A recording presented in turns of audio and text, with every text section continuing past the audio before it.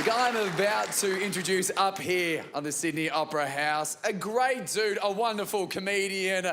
Let him feel all the love you got here. Welcome to the stage, Cam Knight.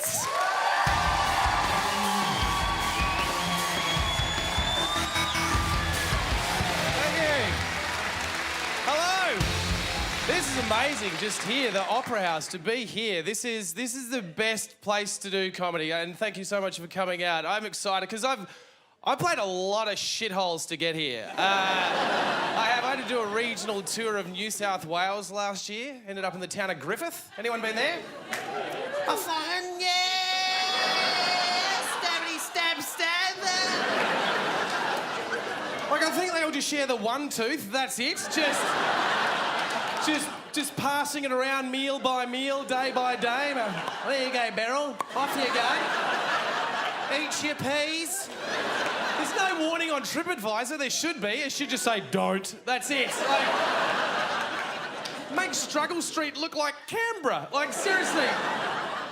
Scary stuff. And here's the thing. I don't want to be one of those people who lives in a big city, goes to a small country town, comes home, bags it out. I know I am, but I don't want to be. All right? I grew up in a small town of less than 1,000 people in South Australia. I know what it's like. But here's the thing, my friends. I think it's a pretty fair indication of how an evening's going to transpire when you as an MC call out to a half-empty theatre of about 200 Griffithians. I was just like, hey, Griffith, where's the rest of your townsfolk? And one guy just stands up at the back and responds with, fucking jail.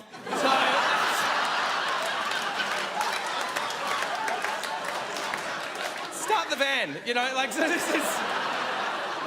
this is a safe gig to me. I mean, you brushed your hair, you know, and that's a win. Loving it. So I'm a dad. Any dads in the room? Yep, no one. No one really likes to just rejoice that shit, do they? No. And I'm petrified too. My kid's gonna ask me some of those really tough questions that kids ask, you know. Like, oh, what's the meaning of life, Dad? I don't want to... I'm still trying to work that shit out for myself, you know? I don't want to tell him what I think right now. What's the meaning of life, Dad?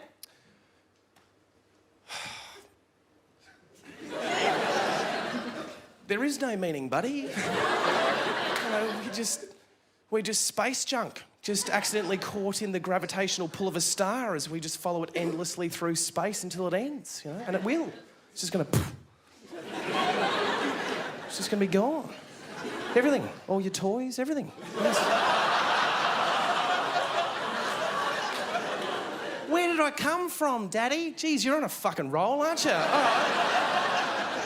don't know how I feel about that question either. Where did I come from? We had to go through a different experience to get our boy than most. We had to go through IVF to get him, which I wouldn't wish upon anybody. It's a hard thing watching your partner have to go through that. And it really sucks the romance out of the entire equation. And I tell you what, IVF nurses and doctors are the most desensitised human beings I have ever met in my life. They have seen it all, and it is intimidating, right? So I had to go into the clinic, you know, to give a bloody...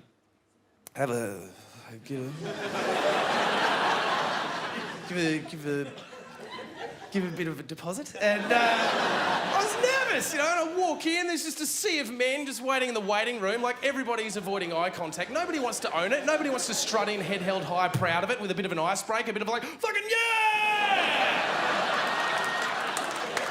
You know, so I've just come up to the counter there, you know. No, I didn't. I didn't come up to the counter. That's rude. That's rude. Don't do that. That bye. I approached the counter. I was nervous. I was really sheepish, and I was like, there's a little bell. Ding, ding, ding. I'm here to... I gotta give a bloody...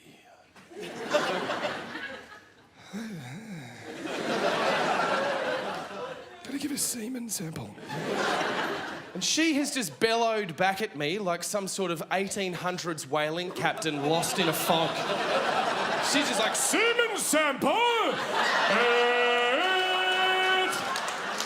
Now all these guys over here, they're all just pissing themselves laughing. I'm just slowly retreating inwards like a snail with salt sprinkled on its head. She keeps going because she's one of those legends. What kind of semen sample do you need to give? I'm like...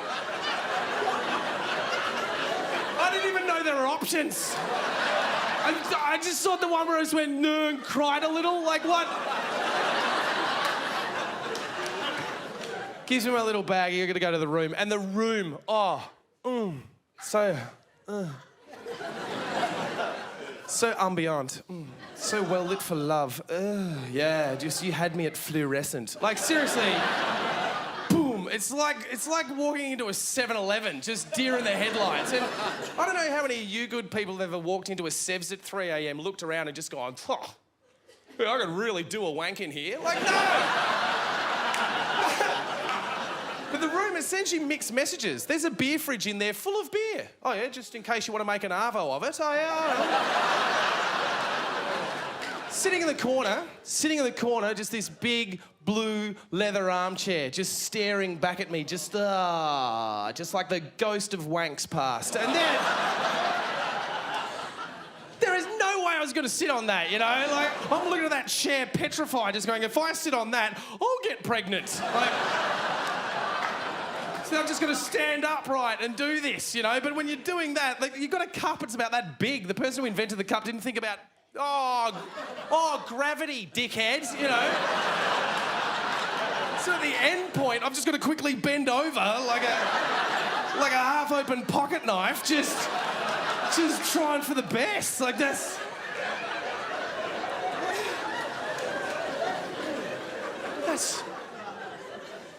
And that's what I like to think of, you know, every time I look down into his beautiful blue eyes.